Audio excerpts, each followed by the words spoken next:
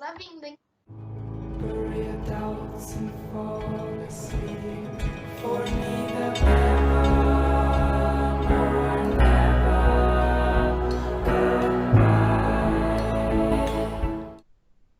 Bom, vocês devem estar pensando, quem que é essa gente toda aqui, né? Mas, enfim, esse povo é tudo da minha escola, entendeu? E aqui a gente tem meus dois companheiros de cinema futuramente, o Caio e a Gisele, e o crânio de física, Cavini, Matheus Cavini, assim, uma participação especial, entendeu, galera?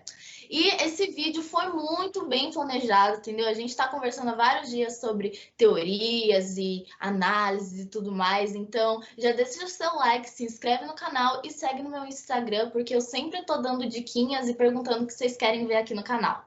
Eu vou deixar o Insta deles também, caso vocês queiram ver e seguir eles. Bom, Dark é uma série de ficção científica e de suspense que fala sobre viagem no tempo. Só que você deve estar pensando, ai, tema chato pra caramba. Só que não, meu anjo.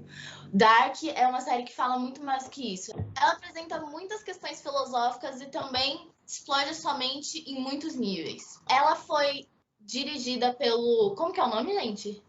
Baran Bodar. Ele mesmo, o pai da série, entendeu? Ficou chuchu. E também o grande roteirista Ron Schrock, que ele só tem mais um filme, mas se você ver o roteiro todo redondinho de Dark, que tudo se interliga desde a primeira temporada, você sabe que o cara é brabo.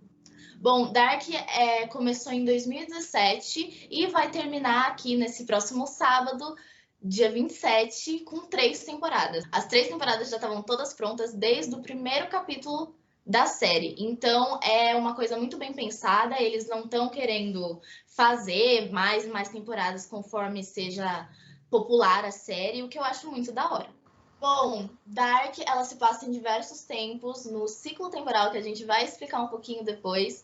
E é muito legal ver como os atores em cada tempo, em 1921, na década de 50, na década de 80, e aonde a gente está, eles são muito parecidos, mesmo sendo diferentes atores e de gerações diferentes, mas eles têm traços físicos muito, muito, muito semelhantes, que você fica...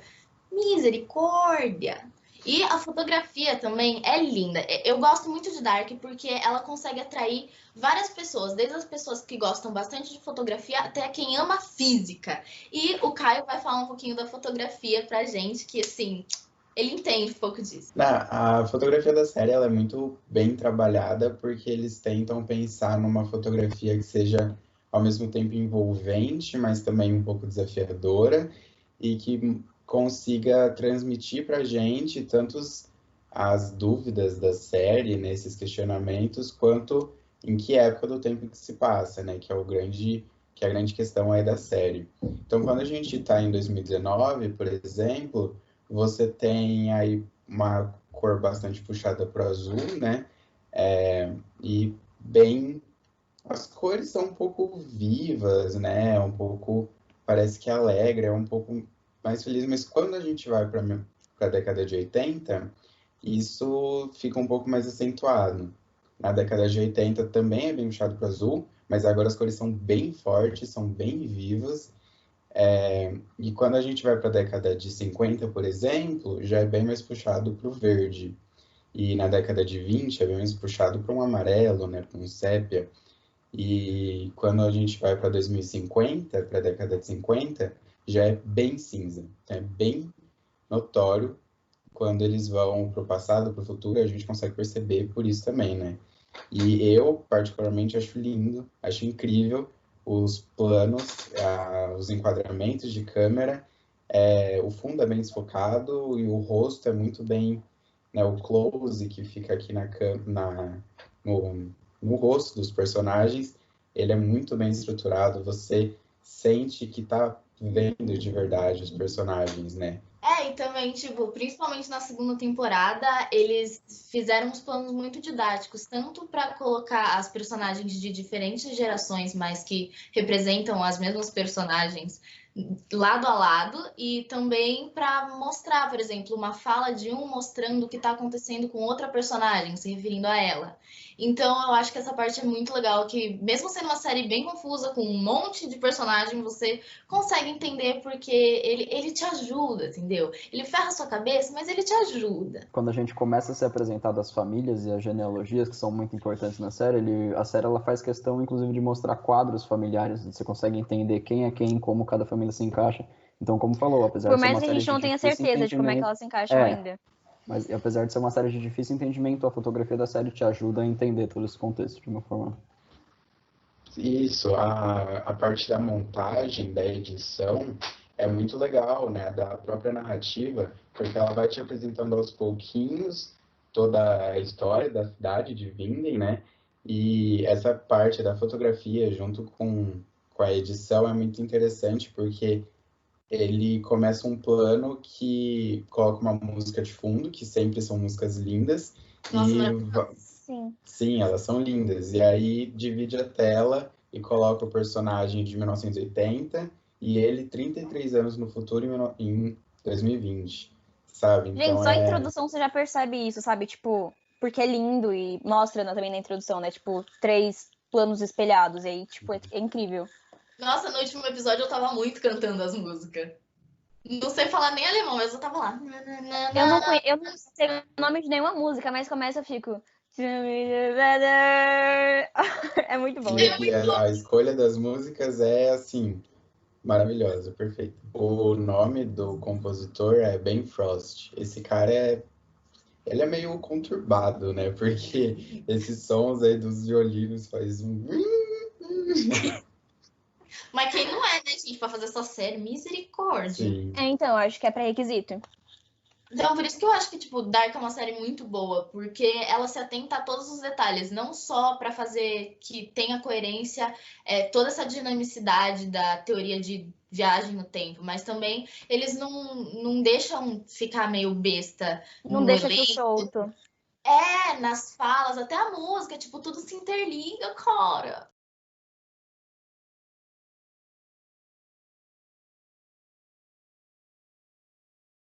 Bom, Dark não fala só de sci-fi, de viagem no tempo, ela também fala sobre o existencialismo. Todo esse negócio das escolhas que a gente faz mudam o jeito que a gente vai viver daqui para frente, da onde a gente veio, para onde a gente vai, e tudo isso. E uma coisa que eu fiquei tipo, quando eu descobri, é que eles sempre estão falando de Deus e de fé e tudo mais. Só que não necessariamente é alguma coisa de religião. Dark não é uma série religiosa em nenhum ponto. E isso é porque Deus, nesse caso, é o próprio tempo. A partícula de Deus que eles estão falando que fez a matéria escura é a partícula do tempo. Isso se liga muito, e se fica. E também ele quebra toda essa visão monoteísta que existe no mundo em si. Porque a gente vê, por exemplo, o Adam e o Jonas, que enfim, são a mesma pessoa, mas enfim, pensam de maneiras totalmente diferentes.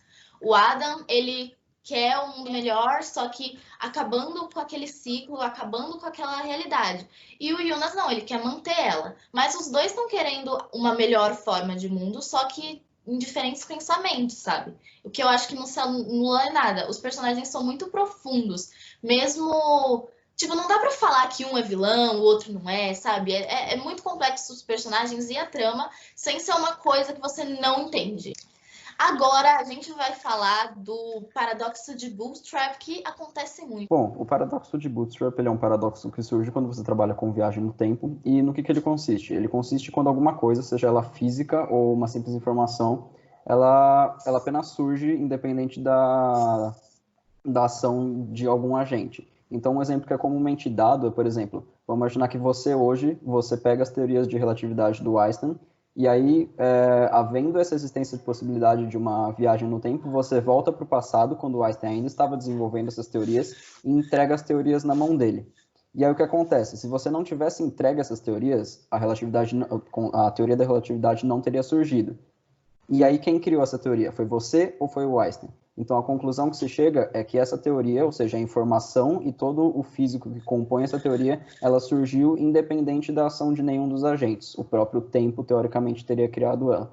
E aí o Caio vai comentar um pouco como que isso se aplica na série. Ela existe sem nunca ter sido criada, né? Que nem o livro do Karazhan.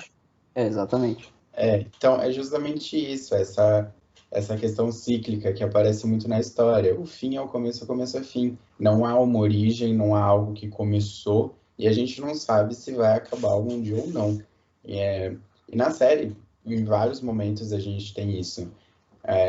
O primeiro momento que a gente pode falar é a criação do livro, quando o relojoeiro, o Tannhaus, ele escreve o livro, ele sabe que ele vai escrever o livro porque alguém do futuro voltou e mostrou para ele que o livro já existia. E aí que ele teve a ideia de escrever o livro. Tal. Ele também só escreveu porque ele sabia que alguém já tinha viajado no tempo. O segundo momento que a gente pode ver é o da própria máquina do tempo, também com o relojoeiro, o Tannhaus. Uma pessoa volta do futuro, vai do futuro para o passado e mostra para ele, aqui a Cláudia, né, no caso, mostra para ele a planta, né, o desenho da máquina do tempo e pede para ele reproduzir aquela máquina. Ele reproduziu e nunca entendeu para que servia.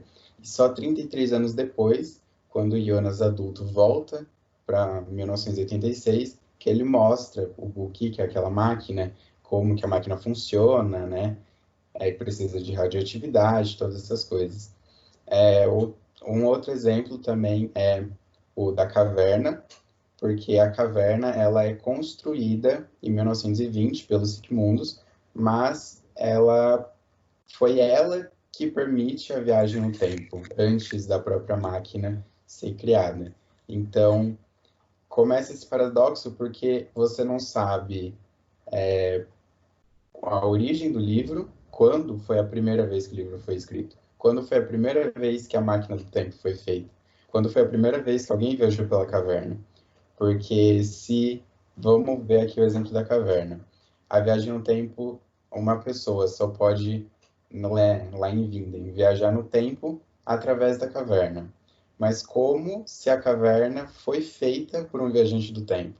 Então, essa aí é o paradoxo. O grande bug mental, né, é quando isso sai de objetos e vem para seres humanos, que é o caso da Charlotte, que é a policial, com a Elizabeth, que é a filha dela. Depois que acontece o apocalipse, a Elizabeth acaba se apaixonando pelo Noah e os dois têm a Charlotte. A Charlotte vai para o passado, cresce, vira a Charlotte que a gente vê, e ela tem a Elizabeth. Então, é a mãe que tem a filha, mas que é filha da própria filha, e a mãe que tem Bizarro. então você não sabe mais a origem, como que a Charlotte surgiu, como que a Elizabeth surgiu, se uma depende da outra. Então, uma outra teoria que não é um paradoxo, mas é um princípio, é o chamado princípio de autoconsistência de Novikov, também é chamado de princípio de conservação da história. E meio que a série gira em torno dele o tempo inteiro, só que de forma velada, eles não explicam exatamente isso, mas se você for pesquisar, você vai conseguir entender que a série é basicamente sobre isso, porque o que esse princípio fala? Ele fala que na existência da possibilidade de uma viagem no tempo, você não consegue fazer uma ação ou um fato que altere o passado, por motivos físicos ou por motivos de simplesmente não vai acontecer, porque a possibilidade matemática disso acontecer é zero, sendo que o passado já aconteceu, então você não consegue. E isso a gente vê muito quando o Uric ele tenta matar o Elg pequeno e ele acaba não conseguindo e criando as condições para que o Elg cresça uma pessoa conturbada por conta disso. Quando o Jonas ele tenta avisar o pai dele sobre o seu próprio suicídio que vai acontecer no futuro, ele acaba criando as condições para que o pai decida a partir dali fazer o suicídio. Então esse princípio mesmo de que você tentar alterar o passado não só não vai dar certo, mas como vai causar aquilo que você tentou evitar. Mesmo, é esse ciclo, não tem mais origem, é aquilo tudo que você acha que está fazendo que é algo novo já aconteceu antes. Cada respiro, cada coisa que aconteceu já aconteceu antes e vai continuar acontecendo. E também que tudo tá acontecendo ao mesmo tempo, né? Porque o tempo é cíclico, ou seja, a partir do momento que a pessoa sai de uma determinada época, por exemplo, na década de 50 e vai para a década de 2020, desse tempo, existem 2 pessoas em 2020 e não existe ninguém na década de 50. Ou seja, Quebra muito com a nossa ideia de tempo linear, né? é demais. Inclusive, eu acho que tem uma frase muito marcante sobre isso, que o Jonas ele fala para a mãe, né? Quando é o Jonas mais velho que volta para falar com a mãe no tempo presente, na teoria, ele fala que eu estou aqui, eu estou no passado, eu estou em todos os segundos entre o meu nascimento e a minha morte. Eu acho que essa é uma frase tipo, muito marcante de entender como que essa linearidade do tempo nessa série não é verdade. Entender a gente não vai, né? Mas compreender o que está acontecendo. É,